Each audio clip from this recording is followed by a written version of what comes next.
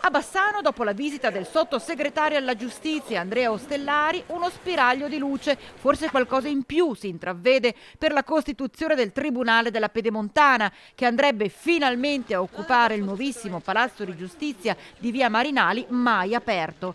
Ma serve un lavoro di squadra, soprattutto tra i sindaci dei 70 comuni di 3 province che andrebbe a servire la nuova struttura. Il ritorno del nostro Tribunale della Pedemontana, questo nostro fiore all'occhiello, potrebbe veramente migliorare tantissimo anche quella che è la gestione dell'imprenditoria, attirare nuove risorse, attirare persone che scelgono il bassanese e tutta l'area pedemontana, perché dobbiamo ricordare che sconfiniamo anche nelle province di Treviso e di Padova in una grande area che dà risposte, che dovrebbe dare risposte immediate al territorio per quanto riguarda la giustizia, soprattutto quella civile. Il sindaco di Cartigliano, ex deputato, è lapidario: fatti, non parole. È ora davvero di muoversi in maniera unitaria e decisa.